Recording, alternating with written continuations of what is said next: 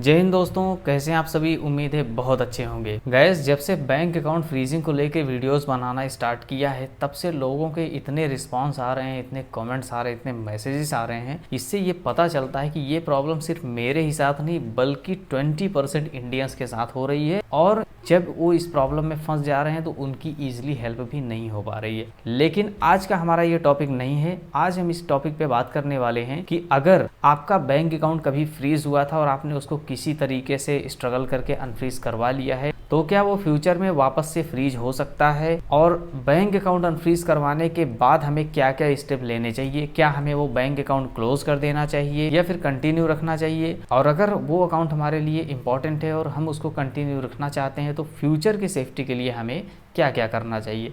बिल्कुल फ्रेंड्स, ये सवाल आपका बिल्कुल 100% जायज़ है और आज की इस वीडियो में मैं आप लोगों को प्रैक्टिकली इसी टॉपिक पर सारे आंसर करने वाला हूं। तो वीडियो के लास्ट तक बने रहिएगा। वीडियो बहुत इंपॉर्टेंट होने वाला है, एक भी पार्ट आपको स्किप नहीं करना है। चलिए without any time wastage start करते हैं। सो फ्रेंड्स, मेरा नाम है सूरज पांडे और बैंक अकाउंट फ्रीजिंग के इस नए सीरीज में हम लोग आगे बढ़ते हैं। एक डिस्क्लेमर आपको मैं देना चाहूँगा कि जैसा मैं हर वीडियोस में बताता हूँ वैसा मैं यहाँ पे भी बताऊँगा कि मैं कोई लॉयर नहीं हूँ, ना ही कोई फाइनेंशियल एडवाइज़र हूँ। जब मेरा बैंक अकाउंट फ्रीज हुआ था तो उसके बाद जो मैंने स्ट्रगल किया, जो मैंने पुलिस अधिकारियों, एडवोकेट्स, वकील, लॉ के जानकार और सबसे बड़ी बात जो बैंक अकाउंट फ्रीजिंग को लेके प्रॉब्लम फेस कर रहे कस्टमर्स हैं, लगभग 700 से ज़्यादा लोगों से मैं मिल करके उनसे मिला, वो किस टाइप की प्रॉब्लम फेस कर रहे हैं, कैसा फील करते हैं वो, ये सारी चीज़ें एनालिसिस करने के बाद जो मैंने डेटा कलेक्ट किया उसी के बेस पर मैं वीडियोस बनाता हूँ।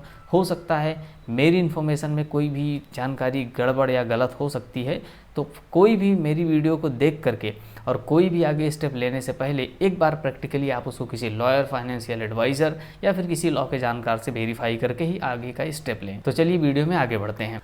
तो फ्रेंड्स, जब मेरा बैंक अकाउंट अनफ्रीज हुआ था तो उसके बाद मुझसे एक मिस्टेक हो गई थी कि जब साइबर सेल ने एनओसी यानी नो ऑब्जेक्शन सर्टिफिकेट बैंक को भेजा था तो वो एनओसी मुझे भी अपने पास एक लेकर के रखना चाहिए था, लेकिन वो मैं भूल गया।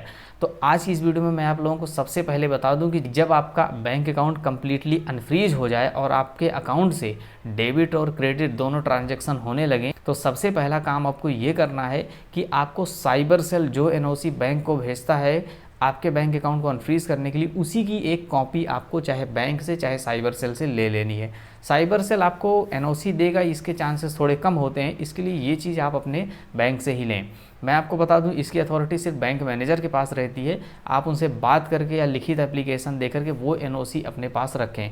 बहुत सारे केसेस में जो कस्टमर्स थे उन्होंने मुझे बताया कि सेम केस की वजह से उनका अकाउंट दोबारा से फ्रीज कर दिया गया, जबकि वो केस तो ऑलरेडी सेटल होकर क्लोज हो चुका था। तो ऐसा नहीं होना चाहिए था, लेकिन इनके पास कोई एविडेंस नहीं था। और जब यही बात लेकर के वो बैंक गए और साइबर सेल से कॉन्टैक्ट किया कि सर ये केस तो ऑलरेडी क्लोज हो चुका है, तो उन्होंने उसका एविडेंस मांगा।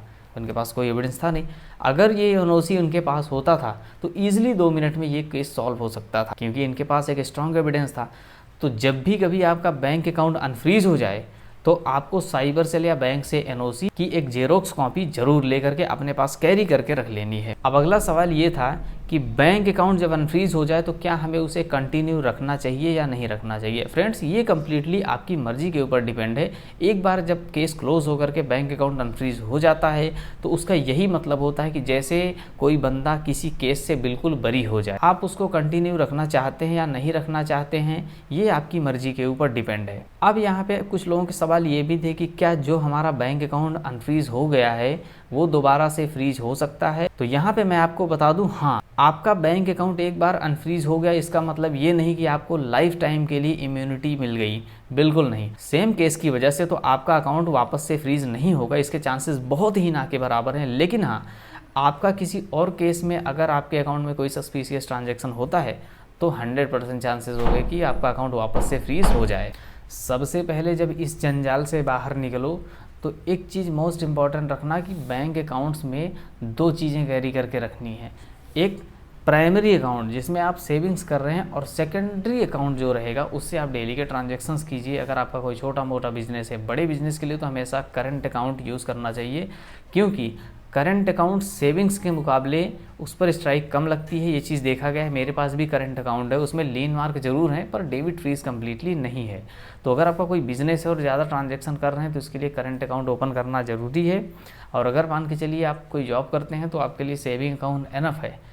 तो इसके लिए हमेशा आप 2 अकाउंट कैरी करके रखिए। आजकल तो एयरटेल पेमेंट बैंक इसी बेस पर अपना एडवर्टाइजमेंट कर रहा है कि आप उनके अकाउंट को एक as a secondary account use कीजिए ताकि आपका प्राइमरी अकाउंट फ्रीज रहे।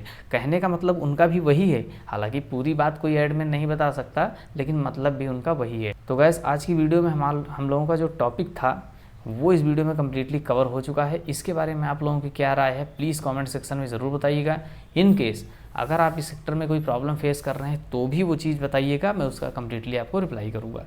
चलिए फिर किसी ऐसे वीडियो के साथ मिलेंगे, तब तक के लिए जय हिंद, वंदे मातरम।